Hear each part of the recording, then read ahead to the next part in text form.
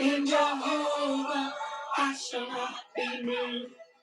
Anchored in Jehovah, I shall not be just like a tree that's planted by the water. I shall not be moved. I shall not be moved. I shall not be moved just like a tree that's planted by the water. I shall not be moved. I shall not be moved. Jesus will not fail me. I shall not be moved just like a tree that's planted by the water. Jehovah, I shall not be moved. Anchored in Jehovah, I shall not be moved just like a tree that's planted by the water. I shall not be moved. I shall not be moved. I shall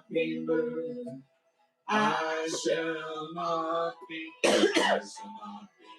Just like the tree that's planted by the water. I shall not be moved. I shall not be moved. Jesus will not fail me. I shall not move just like a tree that's planted by the water. All right. Welcome to the Wakecast. Hey. We're glad to see each one of you here. Tonight we are in Genesis chapter 26. If you wish to join us, again, I think J. Vernon McGee might skip some verses in here, so to keep him straight, you might want to follow along with him and read what that he skips so that you can see read through the Bible. Exactly. And so this might be actually a chapter that most people would probably skip. But because that's the thing about doing expository style sermons, is we don't skip it very much. And so the theme for this is Esau moves from Canaan to Mount Seir. And this first section is the introduction section. This chapter deals entirely with the family of Esau, which became the nation of Edom. Although it might not be too interesting for the average reader, it's really a marvelous study for who wants to follow through on the names and the people who came from them. And I love that. I love the begats and the begots. And I didn't used to love it, but I do now. Yeah, when we did Matthew, we studied every word. It's interesting. You can kind of tell the story of the Bible by the meaning of the names. Yeah, it's really, we love it. You'll find that some of the names mentioned here are names that one's here out of the great Arabian desert today. Omar, the tent maker, belongs out there. Teman, Zepho, and Kenaz, and Korah. Well, here's the family of Esau. They're all still located out in that area. Now, the family of Esau settled in Edom, not Eden, which is right south and east of the Dead Sea. It's a mountainous area, and the capital of Edom, the rock-hewn city of Perra, stands there today. Prophecy in the book of Isaiah, Jeremiah, Ezekiel, and Obadiah concerning Edom has been remarkably fulfilled. The nation of Edom came from Esau. 3 times in this chapter, it's made very clear Esau is the father of Edom. In fact, the names are synonymous. Notice verse 8, for example. Then what is difference between Esau and Edom? Well, we first met Esau. We saw him as a boy in the family of Isaac. He was outdoor, rugged, a fine-looking, athletic boy, by the way. Outwardly, he looked attractive, but if there ever was a man of the flesh, Esau was the man. Years ago, a Christian girl talked to me about a fine-looking young man whom she had met. To tell the truth, they were both fine-looking young people. She had been born in China. Her father was in the oil business and had been made very wealthy. She met this young man who was a bank clerk, a very poor boy. I had been a bank clerk when I was a young fella, and I knew that a lot of bank clerks looked around for a good marriage. They noticed the daughters of customers who had money in the bank. So this boy had met the girl.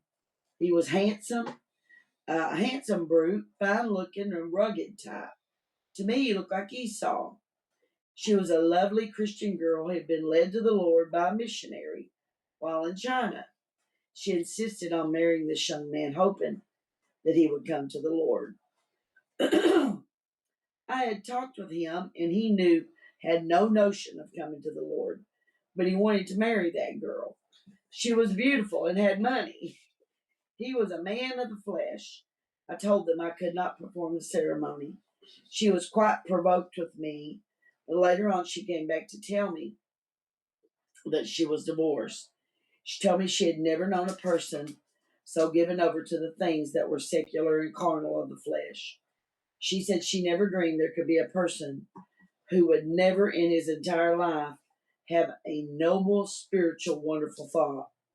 She said he was crude. Huh? Wow. Oh, yeah. She said he was as crude as one could possibly be. On the surface, he gave a great impression, and he had been very well mannered and chivalrous when they were courting, but underneath the facade, he was crude and rude. Well, that was Esau also. If you had been an attractive young lady in Esau days and saw him there and his family, chances are you would have been glad to date him. He was a very attractive young man, but he was a man of the flesh. Perhaps someone will want to argue with God about his choice of Jacob over Esau. Esau looked so good on the outside. Could God have made a mistake? Well, over in the little prophecy of Obadiah, we see Esau unveiled. One little Esau had become about 100,000 Edomites. Each one of them was a little Esau. Now take a look at the nation. You'll see what came from Esau. It was like putting Esau under a microscope. He's greatly enlarged. What do we see? We see a nation filled with pride. God said to Edom, "The pride of thine heart hath deceived thee. Thou that dwell in the cliffs of the rock, whose habitation is high, that saith in his heart, who shall bring me down to the ground? Though thou exalt thyself as an eagle, and though thou set thy nest above the stars, among the stars, thence will I bring thee down, saith the Lord." Obadiah 1, 3, and 4. The pride of their heart was a declaration of independence. A soul that says it can live without God, does not have a need for God. That's Esau. In the book of the Old Testament, God says, "Jacob I have loved, and Esau have I hated." Ooh, that'd be bad for God to say that. God never said that until over 1,000 years after these men lived. But God knew the heart of Esau at the beginning. After they worked their way out in history, it is obvious to us all that God was accurate. And so that concludes the section introduction. Now we're going to move on to section verses 1 through 12, and that was Javer McGee's commentary on those sections. Now let's look at Chuck Smith's under the introduction. He said the generations of Esau given to the drop of the you're going to drop out of the picture. This is the Holy Ghost format. Is he will carry on for about one generation. The non-chosen lineage, and then it just drops out. And so then, because we're tracing Jesus' lineage. Right.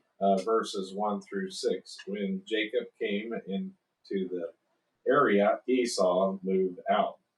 Later became Edom, or he later became Edom.